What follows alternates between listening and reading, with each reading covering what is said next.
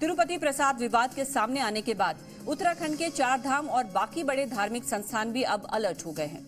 उत्तराखंड में इस तरह की कोई बात न हो, इसके लिए धामी सरकार की तरफ से किस तरह के प्रबंध किए जा रहे हैं, इस मुद्दे पर मंत्री सतपाल महाराज ने जी मीडिया संवाददाता सुरेंद्र डसीला से खास बात की। सुनिए।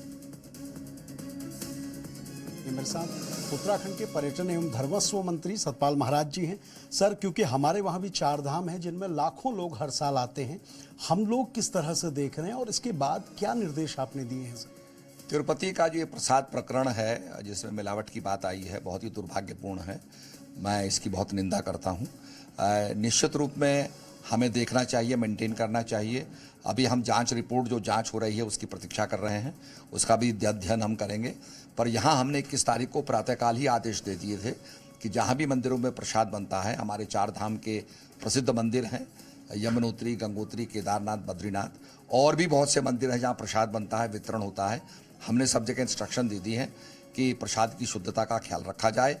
जिन चीज़ों से, सामग्री से प्रसाद का निर्माण होता है उनमें भी शुद्धता रखी जाए। हम सैंपल टेस्टिंग भी करवाएंगे और निश्चित रूप में बैठ करके गहन चिंतन करेंगे कि ऐसी दुर्घटना की पुनरावृत्ति ना हो। सर, उत्तराखंड पे लोगों को विश्वास भी रहता है और हमारे स्थानीय लोग भी प्रसाद बनाने की चीज़ों में रहते हैं, और इसके साथ साथ आपको ऐसा क्या लगता है कि हमारे वहाँ की जो चीज़ें हैं उन पर भरोसा लोगों का ज़्यादा है और आगे भी बना रहे?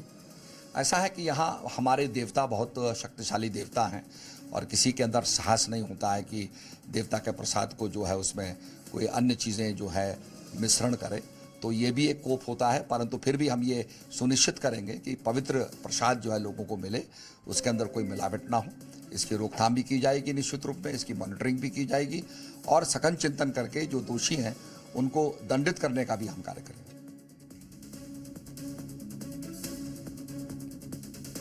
प्रसाद में मिलावट की खबरों को लेकर उत्तराखंड का खाद्य सुरक्षा विभाग भी अलर्ट मोड पर है।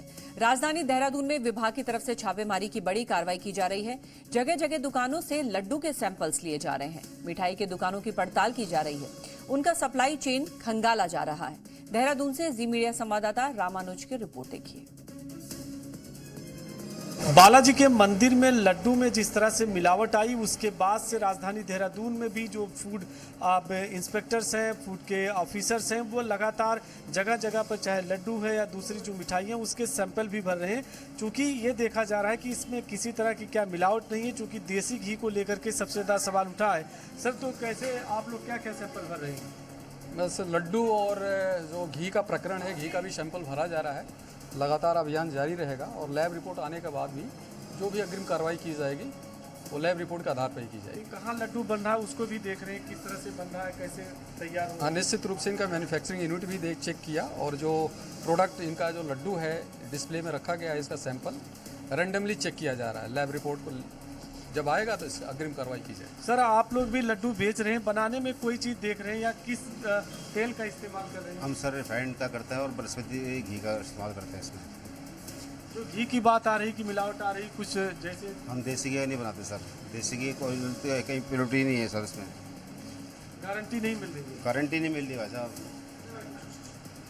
तो फिलहाल आपको दिखा दें कि जो तरह तरह की, चाहे वो मिठाइयाँ हैं, लड्डू हैं और फिर रसमलाई है, ये जो दूसरे जो स्वीट के पूरे सामान हैं उसके ऊपर इसी तरह से लगातार जो एक तरह की छापेमारी की कार्रवाई है वो की जा रही है, ताकि जो इसकी शुद्धता है उसको देखा जा सके और जो फोकस है वो लड्डू पर है, चाहे वो मोतीचूर का लड्डू है, बेसन के लड्डू हैं, तरह तरह के जो मिठाइयाँ हैं और जो लड्डू हैं उसी पर सबसे ज़्यादा नज़र रखी जा रही। तो इस तरह से लगातार राजधानी देहरादून में छापेमारी की कार्रवाई जारी है।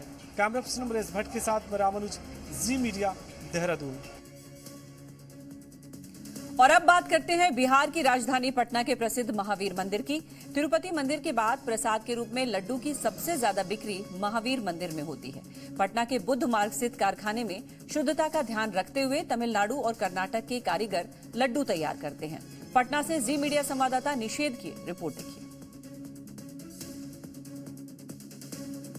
इस वक्त हम उस कारखाने में पहुंचे हैं जहां पर प्रसिद्ध महावीर मंदिर के लिए लड्डू तैयार किया जाता है, शुद्धता का ध्यान रखा जाता है और सबसे बड़ी बात है कि यहाँ पर मैन पावर का इस्तेमाल काफ़ी कम किया जाता है। अधिकतर जो प्रोसेस है लड्डू बनाने का, प्रसाद बनाने का, वो मशीनों के जरिए है।